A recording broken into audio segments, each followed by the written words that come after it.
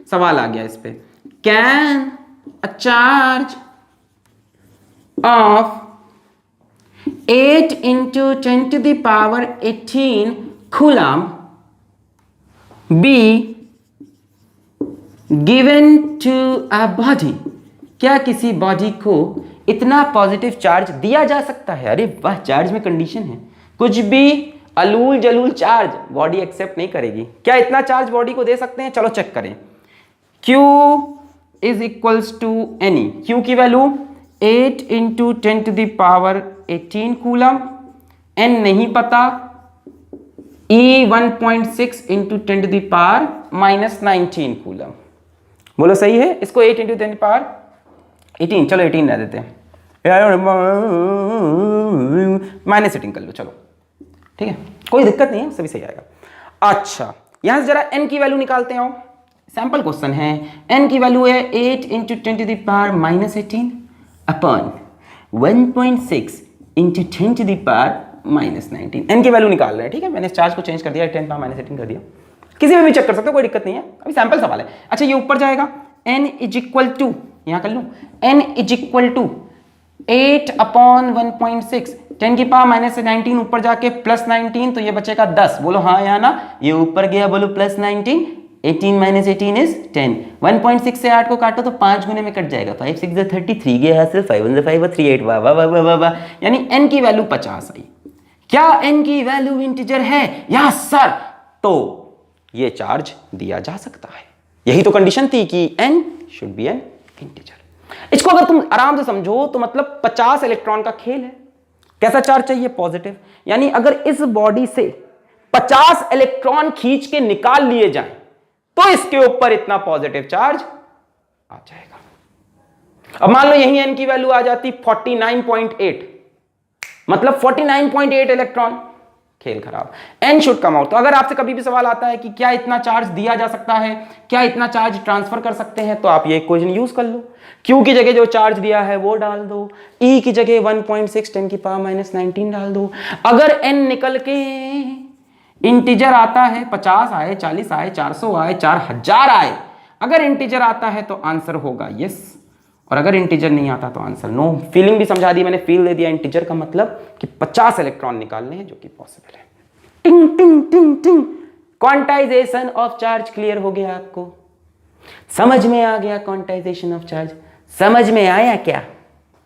मिटा रहे हैं इसको, ओके। तो आज के लेक्चर में मुझको यही बेसिक बेसिक बातें करनी थी आपसे, conservation of charge, quantization of charge, charge क्या होता है। अच्छा एक और चीज होती है कि बॉडी को चार्ज कैसे करते हैं, एनसीईआरटी में दे रखा है, बहुत लेंदी दे रखा है, उतना पढ़ने का आपको बहुत जरूरत नहीं है। वेज टू चार्ज, 5-10 मिनट का टॉपिक, जल्दी समझ लो कैसे कैसे चार्ज कर सकते हैं। तो सबसे पहला होता है अपना चार्जिंग बाय कंडक्शन रे, चार्जिंग बाय कंडक्शन रे, चार्जिंग बाय कंडक्शन रे। तो कंडक्शन का मतलब होता है direct contact, direct contact, direct contact, सीधा हाथ से हाथ मिलाना। जैसे मान लो यहां पे कोई बॉडी है, इसके ऊपर मान लो नेगेटिव चार्ज है।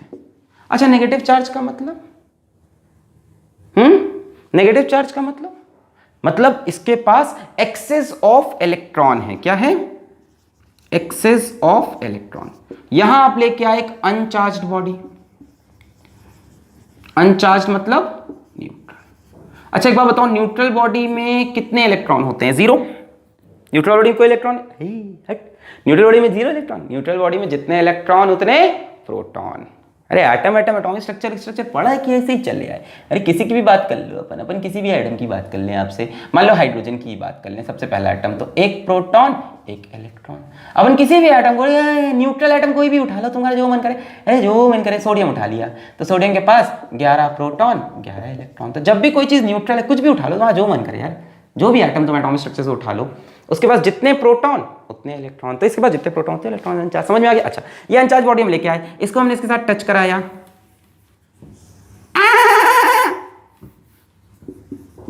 इसने जब इसको पहली बार टच किया तो क्या होगा? तो ये होगा कि इलेक्ट्रॉन यहां से यहां आना चाहेंगे। भाई यहां इलेक्ट्रॉन कम है, यहां ज्यादा है, इलेक्ट्रॉन यहां से यहां आएंगे। थोड़ी देर बाद हम पाएंगे कि इस पे नेगेटिव चार्ज थोड़ा कम हो गया और इस पे भी थोड़ा सा नेगेटिव चार्ज आ गया। बोलो सही है? बोलो सही है? क्या बराबर से बटेगा? अगर शेप, साइज, मटेरियल सेम है तब तुम कह सकते हो। देखो इसमें यहां लिख लो, if shape, size, material of both conductor, ये कंडक्टर होंगे ना तभी तो कंडक्ट हुआ charge, of both conductor is same, if shape, size, material of both conductor is same,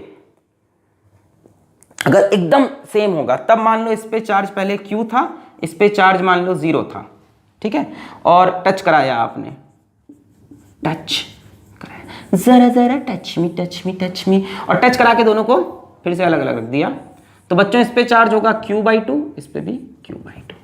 पर ऐसा तभी होगा जब शेप साइज स्ट्रक्चर सेम हो, अदरवाइज चार्ज अनइवनली डिस्ट्रीब्यूट हो जाते हैं। डिपेंड करता है कौन ज़्यादा कंडक्टिंग, इसका शेप कैसा है, साइज कैसा है, कोनिका है, ऐसे मतलब कोनी टाइप की है कि ये सही है, समझ रहे हो, मतलब शार्प है कि शार्प नहीं है। चार्जिंग बाई कंडक्शन क्लियर है।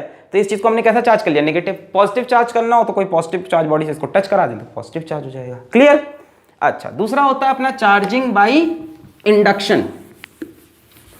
Charging by induction, charging by induction.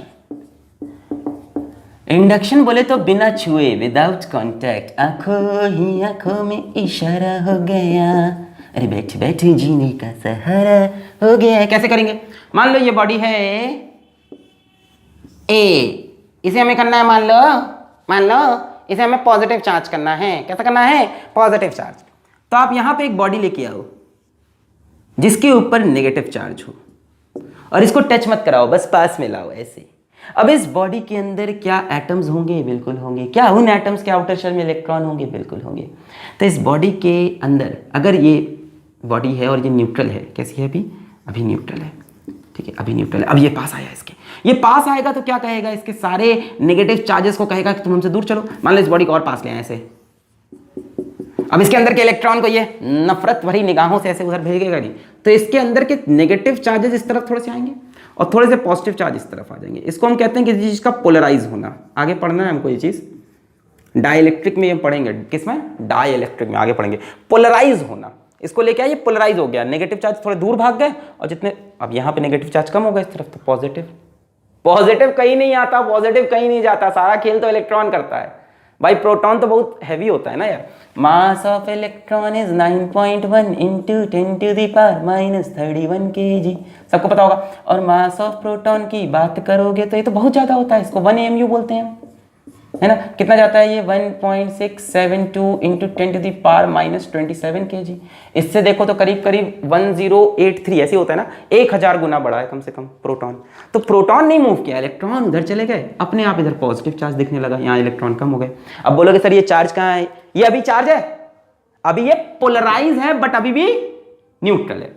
अब एक काम करो, एक कंडक्टिंग बॉडी बी ली मैंने और B को इससे टच करा दिया। एक कंडक्टर लिया मैंने B और B को इससे टच करा दिया। अब भाई B भी कैसा था, न्यूट्रल था। अब B जब इस कोने से टच कराओगे तो यहां का चार्ज यहां फ्लो करेगा ड्यू टू कंडक्शन, ये एक्सेस इलेक्ट्रॉन इधर फ्लो करेंगे। अब इसको हटा दो और A और B को सेपरेट कर दो, नहीं इसको मत हटाओ, सिर्फ A और B को सेपरेट करो, वेरी सॉरी।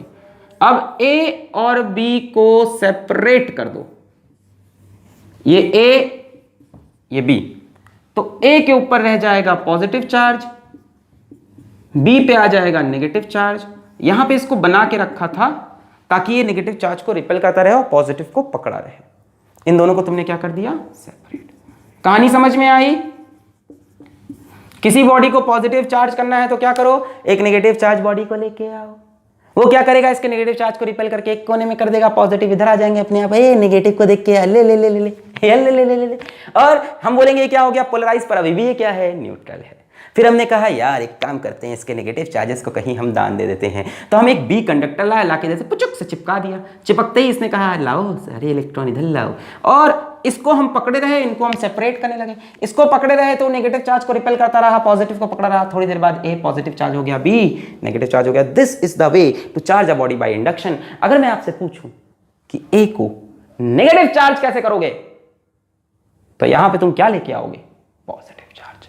तब इधर नेगेटिव आएगा, उधर पॉजिटिव, पॉजिटिव फ्लो कर जाएगा नेगेटिव। क्लियर है, क्लियर है। जो हमारा नियर एंड होता है उस पे अपोजिट चार्ज आता है, जो फार्दर एंड होता है उस पे सिमिलर चार्ज आता है। ये चीज मैग्नेटिज्म में भी होगी, सुन लो। जो नियर एंड आता है उस पे अपोजिट पोलैरिटी, जो फार्दर एंड आता है उस पे सेम पोलैरिटी। क्लियर है, क्लियर है? इसको करने का किताब में एक और तरीका बना रहता है, ऐसे किताब में ऐसे बनाया रहता है, इसमें ज़्यादा टाइम नहीं देना अपने को, बहुत डिटेल में इसमें घुसना नहीं है, तो ये सवाल आते नहीं है। जैसे एक तरह ऐसे बनाया जाता है, मान लो यहाँ पे एक इंगम बिंगा डिंगा रे, एक बॉडी ए है, वही ए को मान लो तुम्हें इस बार नेगेटिव चार्ज करना है, तो तुम यहाँ पे क्या लेके आओगे, एक बॉडी लेके आओगे जिसके ऊपर पॉजिटिव चार्ज है। वो क्या करेगा, ए के इलेक्ट्रॉन को इधर खींच लेगा, इस तरफ ए का सारा पॉजिटिव चार्ज दिखने लगेगा। ठीक है ठीक है ठीक है ठीक है, ए पोलराइज हो गया। अब बी बॉडी की नहीं यूज करनी है हमें, इस बार बी बॉडी नहीं यूज करनी है, तो हम क्या करेंगे, ए के इस एंड को अर्थ कर देंगे, अर्थिंग कर देंगे। अर्थ भाई क्या होता है, अर्थ है ओशियन ऑफ इलेक्ट्रॉन, ये सागर है इलेक्ट्रॉन का। अब अर्थ क्या करेगा, इस एंड पे कहेगा अरे बेटा तुम्हारे पास पॉजिटिव चार्ज है, कोई बात नहीं बच्चा, मैं धरती माता हूं, मैं तुम्हें इलेक्ट्रॉन दूंगी, और इस तरफ इलेक्ट्रॉन फ्लो करा देगा, इस तरफ के चार्ज को खत्म कर देगा। इस बॉडी को पकड़े रहो ताकि ये पॉजिटिव चार्ज को रिपेल करता रहे, और इस पे इलेक्ट्रॉन आता जाएगा, मतलब ये पोर्शन न्यूट्रल होता जाएगा, और इधर से तो ये नेगेटिव हो ही चुका है, थोड़ी देर बाद आप देखोगे ये बॉडी नेगेटिवली चार्ज हो गई। तो एक तरीका अर्थिंग करने का भी है, अर्थ कर दो इस तरफ के चार्ज की, क्लियर है, पर इसको पकड़े रहना ताकि वो पॉजिटिव को रिपेल करो, नेगेटिव को इधर खींचे रहे। तो ये था चार्जिंग बाय इंडक्शन, आंखों ही आंखों में इशारा हो गया, विदाउट कॉन्टैक्ट। तीसरा तरीका होता है charging by friction. Charging by friction, charging by friction का इस्तेमाल हम ज्यादातर करते हैं इंसुलेटर्स में, कंडक्शन और इंडक्शन दोनों कंडक्शन में थे, फ्रिक्शन का ज्यादातर इस्तेमाल हम करते हैं इंसुलेटर्स में, है ना। अब बोलोगे सर ये कहाँ होता है, ये कहाँ होता है, मान लो हम दो बाजी के बच्चे आपस में रब कर दें, ऐसे गड़ गड़ गड़ गड़ गड़ गड़ गड़ गड़ गड़ गड़ गड़, अच्छा रब करोगे तो क्या होगा, कुछ इलेक्ट्रॉन इधर उधर छटक के गिर जाएगा क्या बताया है जरा आपने, ऐसा तो कभी कोई बताता ही नहीं, ऐसे छटक के इलेक्ट्रॉन ऐसे गिर जाएगा घिसते घिसते, है ना। एक्चुअल में यही होगा, एक्चुअल में क्या होगा, रब करने से तुम क्या दोगे, काइनेटिक एनर्जी, जम जम जम जम जम, उससे क्या बनेगी, अरे यही होगा, ये फिजिक्स है भाई, सब दिखेगा। उससे क्या बनेगी, रगड़ोगे उससे क्या बनेगी, काइनेटिक एनर्जी से थर्मल एनर्जी, उस थर्मल एनर्जी से इलेक्ट्रॉन जो होगा, मतलब इसके अंदर आइटम होंगे कि नहीं, ये किससे बना होगा, आइटम से, ये भी किससे बना होगा, आइटम से, आइटम से नहीं एटम से, एटम से। और एटम के आउटर मोस्ट शेल के इलेक्ट्रॉन जो होते हैं थोड़े से मतलब वल्नरेबल टाइप के, थोड़े से, अरे हम जा रहे हैं, तो जो आउटर मोस्ट शेल के इलेक्ट्रॉन होंगे, आउटर मोस्ट शेल के जो इलेक्ट्रॉन होंगे, ये इन एनर्जी को पाके थोड़ा सा मुस्कुराएंगे, वाह एनर्जी, मैं तो चला, इनको क्या मिल गया, आयनाइजेशन एनर्जी, केमिस्ट्री पढ़ते हो, इनको एनर्जी मिल गई थर्मल, क्या मैं तो चला। ये इलेक्ट्रॉन छटक के इधर से इधर, इधर से इधर, इधर, अब किधर से किधर जाएंगे ये डिपेंड करता है मटेरियल पे, है ना, कौन सा मटेरियल ज्यादा इलेक्ट्रोपॉजिटिव, कौन सा ज्यादा इलेक्ट्रोनेगेटिव। तो रब करने से इलेक्ट्रॉन का transfer from one body to another हो जाएगा, और थोड़ी देर बाद आप ऐसा फिगर देख सकते हो कि मान लो इलेक्ट्रॉन यहां से यहां गए, तो यहाँ पे नेगेटिव चार्ज और यहाँ पे positive charge, total charge of the isolated system remains constant, total charge तो सेम रहेगा, इधर से इधर इलेक्ट्रॉन का ट्रांसफर हो गया। अच्छा, एक चीज और याद रखना कि जब भी ट्रांसफर ऑफ इलेक्ट्रॉन्स या ट्रांसफर ऑफ चार्ज की बच्चों बात हो, हमेशा साथ में ट्रांसफर ऑफ मास भी होता रहेगा। चार्ज का ट्रांसफर बिना मास के ट्रांसफर के पॉसिबल नहीं है। अरे यार इलेक्ट्रॉन गया, इलेक्ट्रॉन का कुछ तो मास है, यानी थोड़ी देर बाद अगर तुम देखोगे तो इस बॉडी का मास इंक्रीज कर जाएगा और इस बॉडी का मास डिक्रीज कर जाएगा, क्वांटम लेवल पे ही सही, पर है ना, ये तो नहीं कह सकते कि मास नहीं चेंज हुआ। अगर चार्ज ट्रांसफर है तो मास का भी ट्रांसफर, ये क्या है, चार्जिंग बाय फ्रिक्शन, गड़गड़ इलेक्ट्रॉन।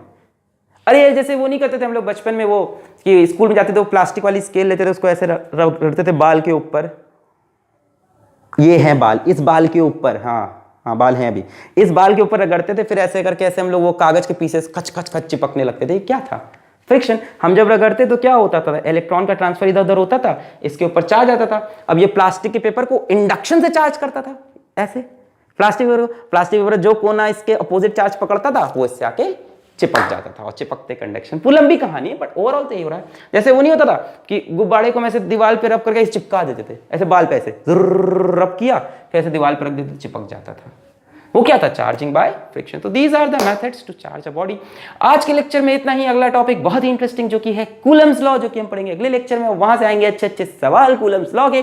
तो पढ़ाई करते रहें ऑल द, और जितनी भी कमिटमेंट्स मैंने की है कि लेक्चर्स पीडीएफ फॉर्मेट में और क्वेश्चन सीरीज जल्द से जल्द पूरी करने की कोशिश की जाएगी। और आप लोग कमेंट करिएगा कि अगला लेक्चर कब आएगा, इसके बाद वाला कब आएगा, ये टॉपिक कब कंप्लीट होगा, सर जल्दी सिलेबस कराओ। यार ये करते रहो तभी काम करने में मज़ा भी आता है। मैं कितना भी बोलूँ कि यार प्रेशर मत बनाओ, तुम बनाओ। ऐसे ही तुमने 10 का सिलेबस मुझसे कंप्लीट कराया, ऐसे ही तुमने 11 का सिलेबस मुझसे कंप्लीट तो नहीं हुआ है, मतलब स्टिल आई एम ट्राइंग। 11 का सिलेबस साइड में कोशिश करता रहूँगा कंप्लीट हो, वन शॉट सीरीज़ को भी मैं कंटिन्यू करने की कोशिश करूँ। सही है यार, तुम अपना काम करो, मैं अपना करता हूँ, पढ़ाई करते रहें। All the very best.